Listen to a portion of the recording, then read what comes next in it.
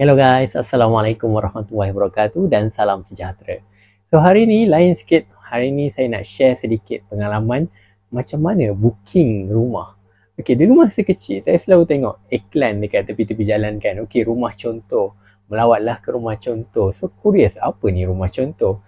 So bila dah besar ni, dah berkahwin, dah berkeluarga, ada niat untuk membeli rumah sendiri. So bila ada niat kat situ, apa yang kita orang pergi, satu hari tu kita orang pun curious. So kita orang isilah dekat Facebook kan, ada banyak iklan rumah. So diorang cakap, okay, untuk detail PM. Bila PM satu, dan banyaklah akan masuk PM yang kita tak pernah pun suruh dia PM kita. Dan akan banyaklah, akan ada ejen-ejen yang contact, awak nak cari rumah area mana, bajet berapa, dia akan bagi quotation dan sebagainya lah. Dan awak akan jumpa kawasan-kawasan yang berpotensi dan awak kenal kawasan tu dan awak nak duduk kawasan tu. Dan bila kita berminat, kita akan, yang pertama, ejen akan kontak kita. Selalu Sabtu Ahad kita boleh melawat rumah tersebut. Okay, selalu bila kita melawat tu, kita akan dijanjikan macam-macam lah. Nanti korang boleh tengok rumah contoh dan sebagainya. Jadi persediaan kepada bagi siapa yang permula untuk mencari rumah pertama, first time nak melawat rumah contoh, apa yang korang perlu lakukan? Yang pertama, pilih kawasan ataupun design rumah yang betul-betul korang nak. Sebab nanti korang kalau dah sampai sana, bagi siapa yang introvert macam saya, nanti dia cepat cair. Nanti ejen kipas-kipas sikit dah cair. Nanti korang bayar deposit rugi. So first, korang kena buat sedikit research tentang rumah jenis apa yang korang nak. Sama ada korang nak rumah yang high rise, iaitu kondominium ataupun apartment, ataupun rumah landed. Kadang-kadang rumah landed sekarang terbagi kepada single story, setingkat, double story, 2 tingkat dan juga townhouse. Townhouse pun ada yang 2 tingkat, ada yang 3 tingkat.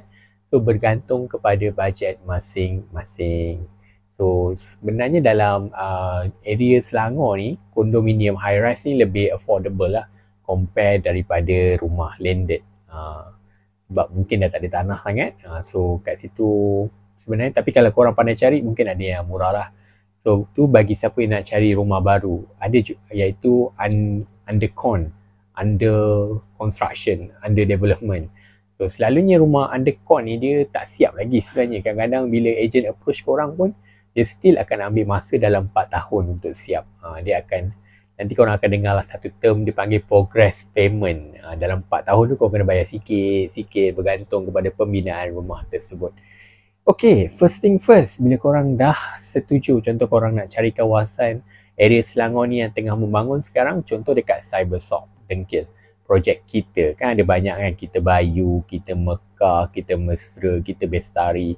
Contoh korang pergi area sana. Okay, bila korang nak pergi, first step korang dah research dulu. Sama ada korang nak freehold ke leasehold. Dia ada beza sebenarnya. Pegangan kekal dengan pegangan bebas. Dia ada banyak lah, ada title individu, strata title dan sebagainya lah. So korang boleh baca sikit lah pasal tu. Sebenarnya most of the time tak ada apa sangat pun tentang freehold dengan leasehold ni. Cuma dah contoh lah, leasehold selama 100 tahun. Lepas 100 tahun mungkin korang boleh renew balik benda tu, tak ada masalah. Freehold pun kalau dia nak buat LRT tiba-tiba kat situ pun dia akan buat juga, tak ada masalah. So, depend kat korang nak title macam mana. Cuma kalau korang suka freehold, then proceed to freehold lah. Akan ada certain area yang di-allocate untuk freehold, certain area di-allocate untuk leasehold.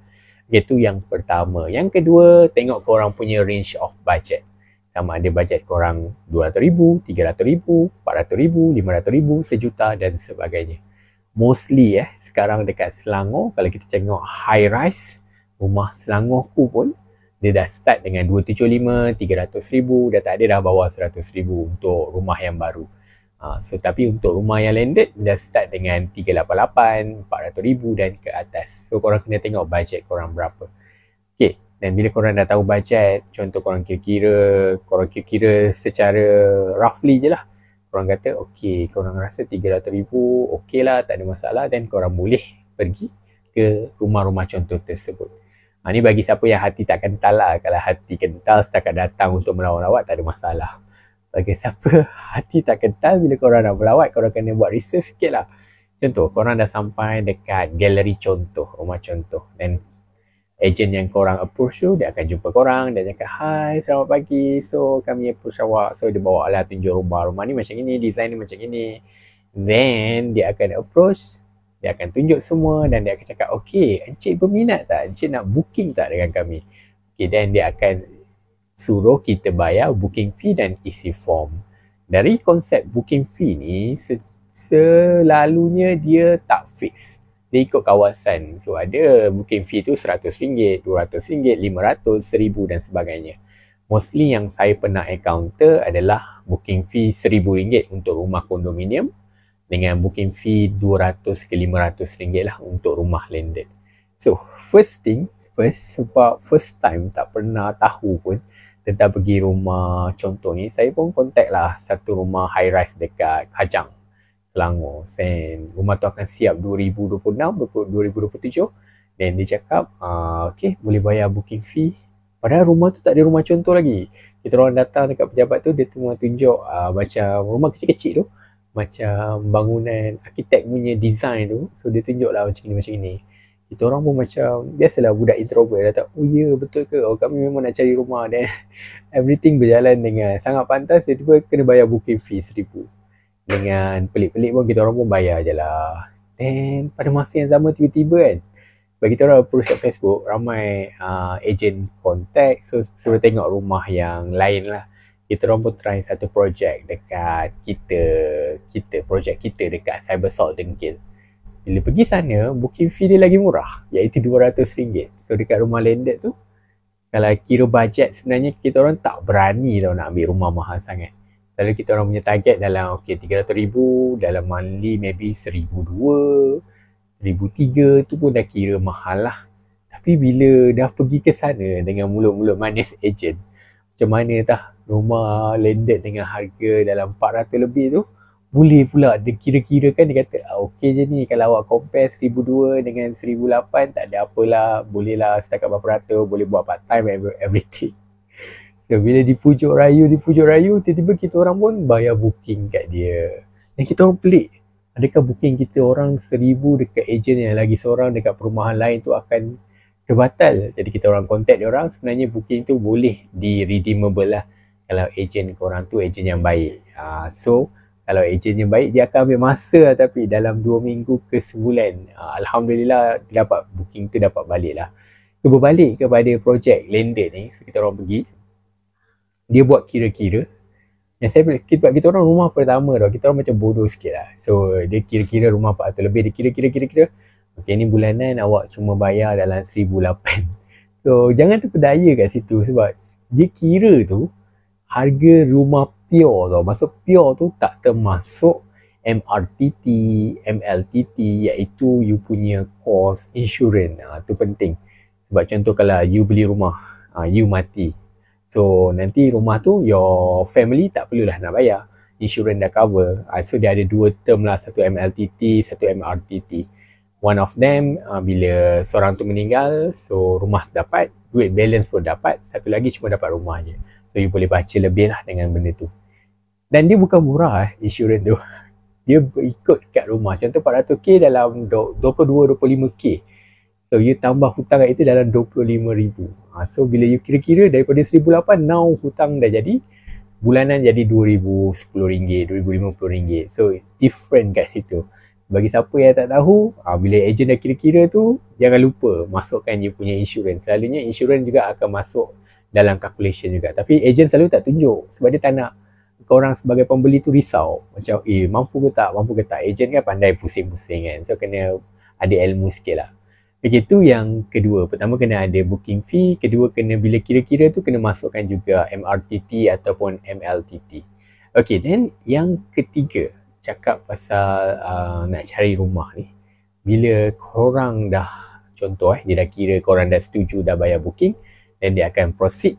Dia akan bagi korang term lah. Maybe ada discount, 10% rebate. Selalunya rumah-rumah undercon ni, yang sekarang dekat Selangor ni, dia banyak rebate. Dia ada 10% rebate. Jadi awak tak perlukan sediakan duit.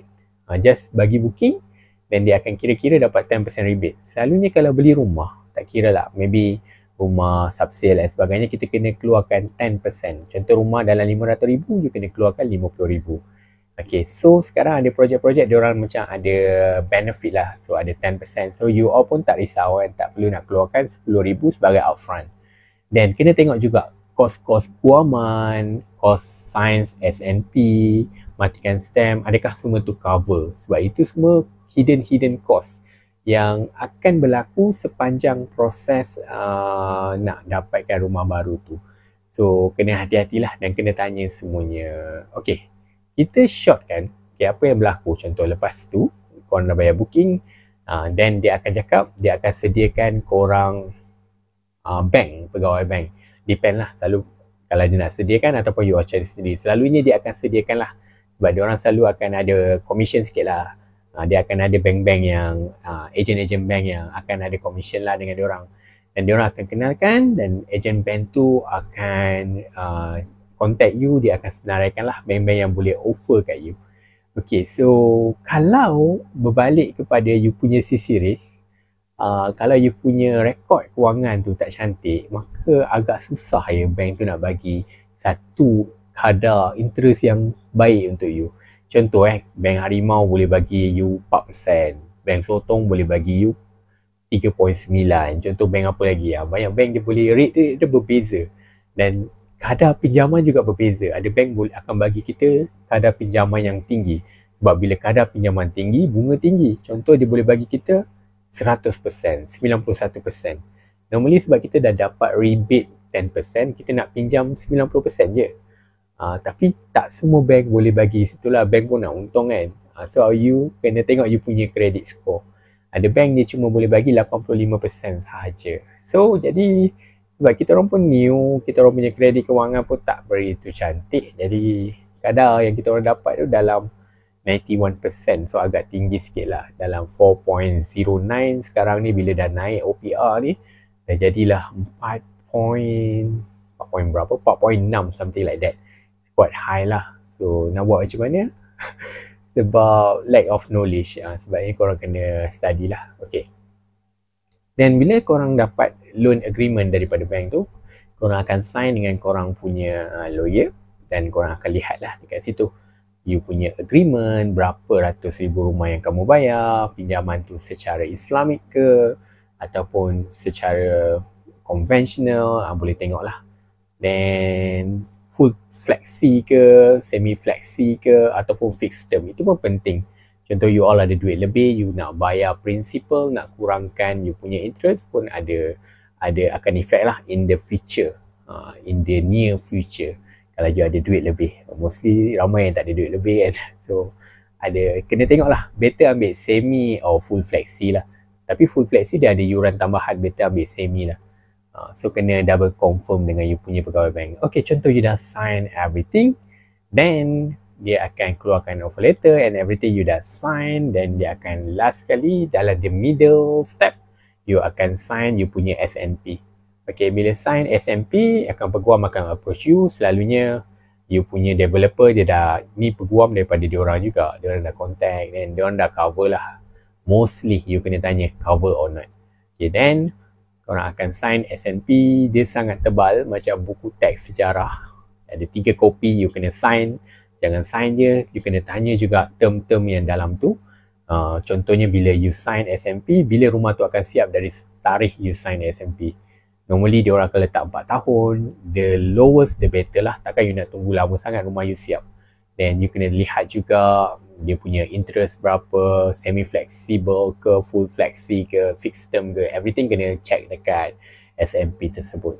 Dan bila dah check, bermulalah proses menunggu rumah korang siap. So fasa ni korang kena bayar progress payment. Contoh dia siap buat apa, pasang batu bata, kena bayar 10%.